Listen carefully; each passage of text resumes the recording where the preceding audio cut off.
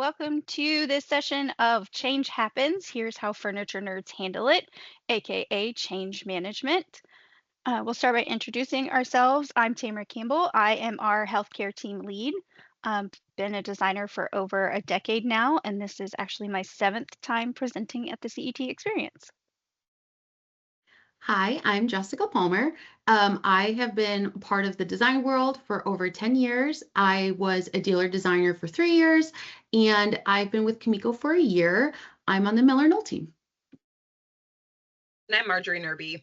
I am Kamiko's Steelcase team lead, and I've been in the dealer designer world since 2015. I've been with a couple different dealerships and a few building showroom moves. So we are here to talk to you about change management. And an introduction to Kamiko Designs, for those of you who may not be familiar, Kamiko supports all things furniture in 3 main ways. We have spec services, that's us, that does contract design and specification work for dealers. We have furniture planning that supports owners as project managers and go-to gurus, and Kamiko Green, which focuses on all things furniture sustainability. And on to why we are all here today. The dreaded word, change. Just hearing that word can invoke strong emotions, which is valid, and it's hardwired into our brains. Which emotion takes the driver's seat for you when change starts? We'll have some thought starter questions for our recording for virtual attendees, and for watching later, these will be live polls in the session while we're in Orlando. And today we're going to use that lens to explore how to lead change from the inside out, working with emotions instead of against them. We'll walk through a framework with 3 stages: align, activate, and anchor. Each has its own emotional landscape, and knowing how to navigate it makes all the difference.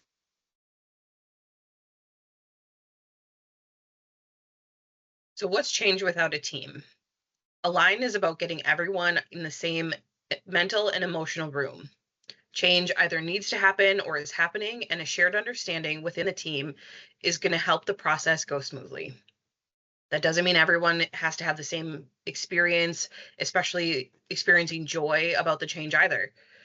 There's strength in every perspective that will help move through the change for success. Leaving space at the table for everyone and their thoughts and feelings creates a comfortable place where teammates trust each other.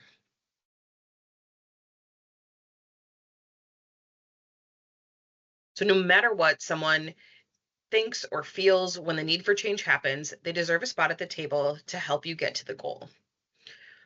Bringing them in early and letting them be part of the process from the beginning to build a shared team understanding and not the perception of required compliance.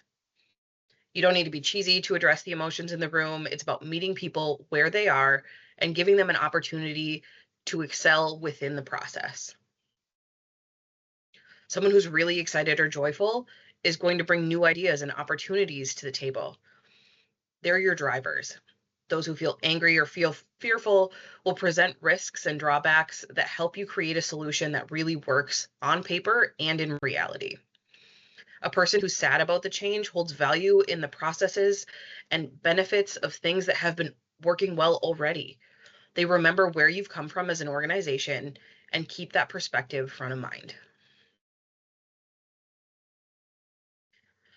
For those who aren't as familiar with the Inside Out movie, the islands of personality are visual representations of what makes people who they are, their values, their core beliefs, and what's important. The more developed those values are, the more access the emotions have to those characteristics, and the stronger the person is to withstand life's ups and downs. You have to keep those islands floating to keep your team focused and weather the ups and downs of change. Before you start a change process, you need to define and promote your organization's values and goals. A united understanding of who you are and what you're trying to do as a company will provide the stability needed to make it through the change with minimal bumps and bruises. Promoting messaging prior to a change about shared goals and what everyone's working towards is going to give your team perspective as to why the change is needed. If your focus is on the bigger picture, The change will be better understood by your team as improving what you're trying to do to meet your goals. That also means you need to be flexible because getting to the big picture isn't always a straight bridge across, and there's usually multiple ways to solve a problem. Part of aligning your team with the need for change and helping them focus on your organizational culture and goals is setting that direction forward, but not going too far ahead with defining what needs to happen. They have the direction and a compass to get them to success. As a leader, you shouldn't hand them a map of where they need to go or set too many requirements to meet when figuring out the change. Part of creating the team of people is letting them help to solve the problem using the skills they have built. Enable the creativity, let your team use their skills, thoughts, and emotions to keep the conversation open. Sometimes the best solutions require you to reorientate and pave a better path than the one you originally thought of. Aligning your team early and getting everyone reminded and focused on your organization's goals is step one. How do you as a leader keep the direction, but leave the problem-solving methods open for your team to explore solutions? Establish a feedback team with people who have a variety of perspectives and emotions about the change you're implementing. If you can arrange a system where your team is comfortable getting and giving honest feedback, that trust will bring you the best outcomes that you may not have thought of otherwise. You need the people who keep the ideas flowing. You need the people who are going to analyze the risks and the uncertain what ifs. You need the people who are going to remind you what is already working and what's been tried and successful before. Each perspective comes with a different set of human emotions, and when those are validated within people, they trust their teammates and their leadership team with their feedback.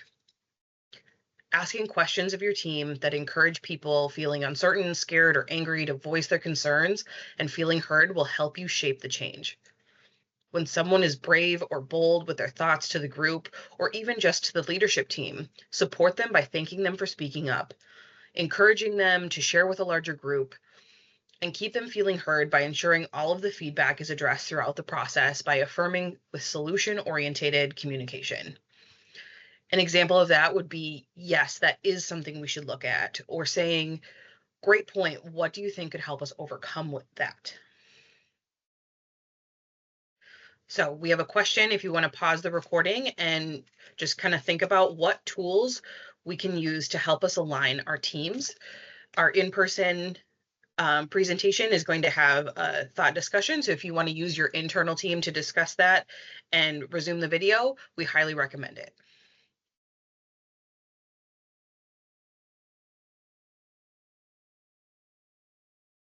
Okay, the next portion of the change management is activate, where we co-create the shift. This is where we start moving along the change process and where joy and sadness often have to work together. Joy brings momentum and sadness makes sure we process what we've lost. Together, they can create resilience. What one thing helps your team move from planning to action during change?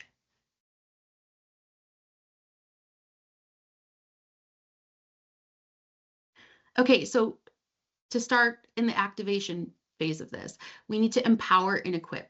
First, we empower and equip people, give them the learning opportunities, peer networks, and time to adapt, plus accountability. That's like giving each emotion a new control button to try. This is where the change starts moving. We've aligned and planned out all the changes. Now we need to activate. Activation means turning ideas into action, co-creating the shift, and building momentum. Empowerment allows the team members to have some ownership over the changes, and equipping them for the changes removes the barriers around it. Together, they transform plans into progress, and it sparks momentum. Once teams are equipped and empowered, we need to experiment and implement. Activation in this phase means putting ideas into motion. We experiment with small tests, learn quickly, and adapt what works. Implementation turns those learnings into habits, celebrates wins, and adjusts weak spots. Throughout the process, all emotions are valid. Leaders set the tone, give space to experiment, and foster feedback to maintain momentum and build resilience. Transparency means buy-in. Transparency is critical. If the team can see progress, warts and all, they'll be more engaged. The next key ingredient in the activation phase is the transparency. When people understand the why, how, what's next, they're more likely to engage with the change. Transparency means being honest about the challenges, progress, decisions, and this builds trust and helps the team feel part of the journey. Openness creates engagement, encourages questions and ideas, and drives commitment. Communication is key during this phase. When we combine empowerment, experimentation, and transparency, teams take ownership, build momentum, and resilience grows as successes and challenges are navigated together. It's the balance of energy and reflection, joy driving progress, sadness helping us process the transitions. Activation works when people understand the why, feel part of shaping the change, and move forward together. This is the payoff. So to close out this session, or this section of the session, I should say, I have a question. After learning about activation, what one word describes how you planned to lead change on your team?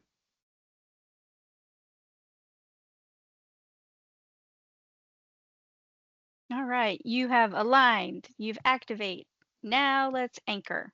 And this is where we're creating those new core memories. And inside out, the core memories shape who Riley is.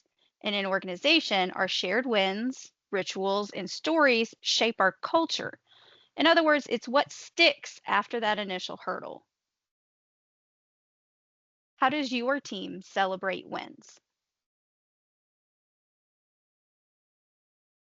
Okay, first you got to celebrate the big and the small. Sometimes joy is running the party and it's disco balls and quirky traditions and team lunches. Other times sadness reminds us to honor the old way we've left behind. You got to acknowledge all the hard work. Celebrate and reinforce the new behaviors, mindsets, and systems that are taking root. When you celebrate, that's what makes the memory stick long term. And then embedding that change into your culture through those rituals, roles, policies, and storytelling. This doesn't stop. Change is inevitable. Make it part of your office atmosphere, the client experience, and even the way you support each other. It's like adding new islands of personality that everyone can access from headquarters. You aren't going to get everything right and embedded in stone the first go round. Software changes, society changes, people change. You have to scan for new signals, and this is going to build resiliency. You're going to need to be attentive to what's emerging so this cycle can begin again. Wash, rinse, repeat, based on fresh insight, shifting conditions. Change never stops. And the faster you see the signs, the smoother the next transition will be. But build in specific timeline regroups as well. You can do this either monthly, quarterly, biannually, annually, whatever's going to work best for your dealership. But build in the scheduled time for that feedback to take place. How do you know when change goes well in your organization? When we embrace the full range of feelings during change, we make transitions smoother and strengthen culture. So whether you're aligning, activating, or anchoring, the key is listening to all the emotions, working together on the control panel, and building new core memories. So we can run through an example of how to apply the align, activate, and anchor to a specific scenario so we can see what this would look like in real time. So we can talk about implementing new software. So what would changing from maybe going from CAD, that's something a lot of people have experienced, is going from CAD to CET or moving from one spec software to another. So what would a line look like for changing software?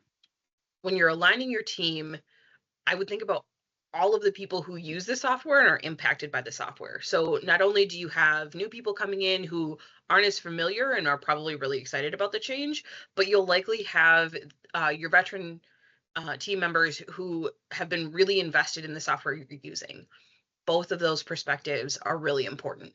I would also consider people who are getting the output from these programs. So having someone on a sales team or a client facing team in your organization sit in on the change and understand what's happening within the design department with a specific change from CAD to CET.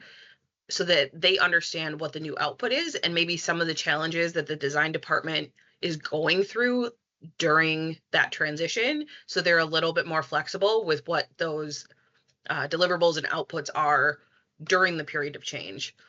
I would also have all of the teams be honest with feedback throughout the process. So scheduling several meetings while that change is taking place, before and after, so that everyone has a chance to say, hey, I don't like how this is working. Hey, I don't like, what this is looking like in the end. And that way everyone on the entire team is aware of what's going on and also what progress is being made to make that transition happen.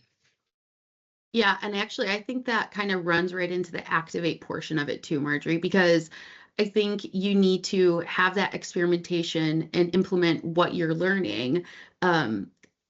And you're going to have this period of in limbo, I guess, where not everyone is going to catch on as quickly, or maybe some more senior people in your office who have had one way of working, they're going to maybe give a little pushback, and you're going to have people who are going to dive right in. So I think that's in this experiment and implement, and then you're going to have to keep trying, but then also you're going to have to be transparent with the communication, with how this whole process is going, because there's going to be bumps in the road.